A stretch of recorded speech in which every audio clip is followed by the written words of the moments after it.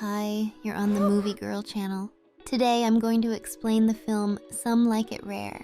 Give me a like now and let's get started. There's a long queue outside this butcher's shop. Unique meat delicacies are sold here.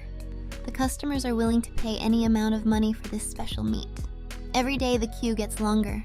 Even policemen buy this meat. But one day a customer asks, what kind of animal does this meat come from? The butcher had to lie and say it was special pork from Iran.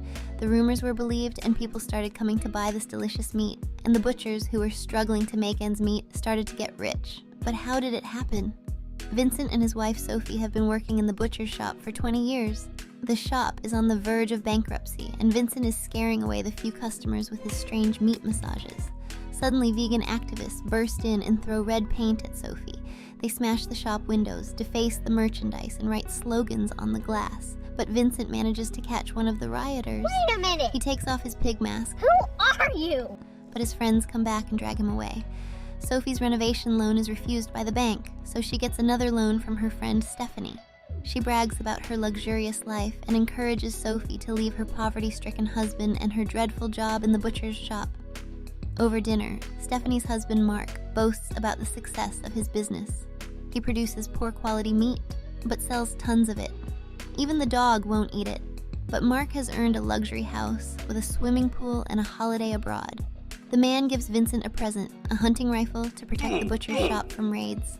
On the way home, Sophia complains that her life lacks a house with a swimming pool, holidays, and money, so she decides to divorce Vincent. Being the wise man that he is, Vincent ignores her, but suddenly he notices a cyclist on the road. It's the vegan vandal. Vincent wants to stop him and beat him up. He slams on the brakes and then reverses. Judging by the rumble under the wheels, something has gone wrong and the man is dead. Vincent wants to report the accident to the police, but Sophia stops him. They'll work out that the cyclist trashed the butcher's store. It's a trip to prison for life. Sophia remembers a documentary about a maniac and suggests they get rid of the body. In the next shot, Vincent is doing his job as a butcher, and the dog looks at him pitifully. Suddenly, a piece of meat falls from the table and the dog eats it with gusto. This gave Vincent an idea. He cut the meat all night and slept through his work in the morning. But where did Sophia put the ham he'd cooked last night? A customer returns to the butcher's and admires the ham she has bought. She wants to buy more. Vincent talks her out of it, but it's the most delicious ham she's ever had. Now Sophia wants to try it. Vincent has to treat his wife and she loves it. Vincent makes up a story that it's pork from Iran, and that's why it's so rare and delicious. In private, Vincent confesses that Sophia sold human flesh to a customer. At night, he turned the body into ham. He wanted to throw it away with the rest of the expired goods, but he didn't have time. Then a new customer bursts into the shop and asks for Iranian pork. Soon there's a queue. Money flows in. Even the policemen want a taste of the delicious pork. Vincent took the last piece of meat so he could try it himself. He had never eaten anything like it before. Sophia suggests that vegans have very pure blood, that's why their meat is so tasty. She suggests hunting down vegan activists and selling their meat. This would save the shop, but Vincent refuses. At a family dinner, daughter Chloe introduces her new boyfriend. This is Luca, and he's vegan. He's the reason the girl stopped eating meat. Throughout the evening, Luca chokes on veganism, even criticizing Sophia's cake. After they leave, Vincent picks up a cleaver. Now he's ready to hunt. The hunt is on! At the vegan cafe, they spot the big owner of the place. It's a match. After closing time, the two chase the vegan. Vincent follows him into the entrance, but after being left alone with the guy, he changes his mind. Vincent pretends to be crazy and runs away. A documentary about maniacs gives Sophia an idea. To become an activist, to lure vegans into the woods and hunt them down. But instead of a noble beast, all they get is an anorexic punk. Vincent takes a cleaver to a meeting outside the city, but things go wrong, as the activist has brought two friends with him. They have prepared for the action. A girl has the keys to the slaughterhouse and wants to smash it up. In the van, the vegans wear animal masks. Could they be the ones who vandalized Pascal's butcher's store? The van pulls up to the abattoir, but it turns out to belong to their rich friends. Sophia refuses to hurt them, but Vincent is happy to. Out of conscience, he smashes up Mark's butcher's shop and the vegans start a fire. In the cafe, the couple argue. They shouldn't have done this to their friends. Vincent leaves his wife and suggests that she hunt alone. A waiter overhears a conversation about serial killers and thinks it's about his favorite maniac documentaries. Sophia finally finds an interesting companion. A man gives her a lift home and accidentally reveals that he's a vegan. He kisses Sophia goodbye, but why did she bite him? The woman offers to come inside and treat the wound. While he runs to the bathroom, Sophia provokes her husband by telling him about the kiss with the vegan. This convinces Vincent to take up the cleaver, but stress can ruin the meat. Sophia gives the stranger a relaxing massage, but Vincent still won't come. He chickens out again.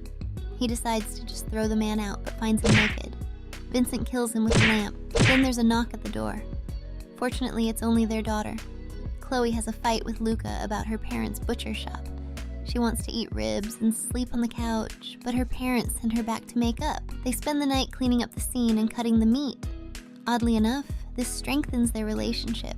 In the morning, the friends call the Pascals to the burnt-out abattoir. A policeman had picked up the scent. The same people were responsible for the mayhem. He's also addicted to Iranian pork. When will it arrive? Soon, there's another queue outside Pascal's shop. The new batch of Iranian pork was sold out in a few hours, but Sophie promises a new delivery tomorrow. The couple gets to the owner of the vegan restaurant, and this time Vincent has gone all the way. They become professional hunters and catch vegans by the dozen. Vincent expands the range of meat products. The huge queues force them to raise prices. Sophie finds a new activist and lures him into the forest, but the guy spotted the knife and managed to escape. He'll turn them in, no doubt. But the big guy collapsed nearby. Must be a heart problem. At a meeting with friends, the Pascals treat them to delicious Iranian pork. They sell it for 60 euros a kilo and make 6 figures. That's when Mark bit into something metal. How can pork have a pacemaker? But Vincent replies that the quality of meat at Mark's butcher shop is even worse. A fight breaks out and Vincent bites his friend's ear in anger. He's chewing on it. Since then, Vincent thinks he's the alpha dog. He attacks herbivores like a real predator, and his relationship with Sophie is on the mend. They're having a great time at a picnic and roasting special sausages, but then a vegan approaches and complains about the smell of meat. The Pascals get their hands on the loot. At a vegan festival, they meet their daughter Chloe and her boyfriend. He's nervous because vegans are disappearing. It's a conspiracy by the meat companies. He shouts that there's no place for butchers at a vegan festival. This is noticed by one of the vegan rioters. The Pascals leave, but spot another candidate. Breaking his rule of not touching women, Vincent pursues her in search of a new taste. But while he's butchering the meat, a policeman knocks on the shop door. He has seen the light and wants to buy some special pork. At that moment, the dog brings out someone's hand in his teeth. But Vincent manages to scare the dog away, and the policeman doesn't notice. Ooh, that was close. Vincent could have been arrested today. He's become a real psychopath. They have to stop before they get caught. Then the doorbell rings. It's Luca. He has come to apologize for his behavior at the festival. Sophia calms him down and asks her husband to get something from the kitchen, like a cleaver. But Vincent just kicks the young man out of the door. It's their daughter's boyfriend. Sophia is already capable of eating her son-in-law, a woman, and then a child. No more Iranian pork. The queue at the butcher's is disappointed. They don't sell Iranian pork here anymore. The customers leave. Sophia blames her husband. Vincent can't stand her anymore and leaves too. Sophia throws out the rest of the Iranian pork and cleans up the evidence, but then the butcher's shop is raided by activists. After the festival, they expose the traitors. Back at the butcher's, Vincent sees a vegan van and realizes what is happening. Sophia is tied up next to the meat carcasses. The vegans want to turn her into sausages like all the innocent animals, but Vincent bursts in with a cleaver and a dog. They disarm the 2 attackers, but the last one nails Vincent to the meat carcass. Just then, Sophia breaks free from her bonds and saves her husband.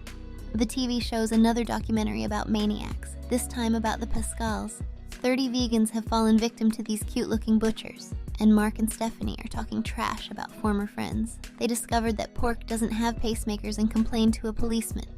Sophie and Vincent were unanimously sentenced to life imprisonment.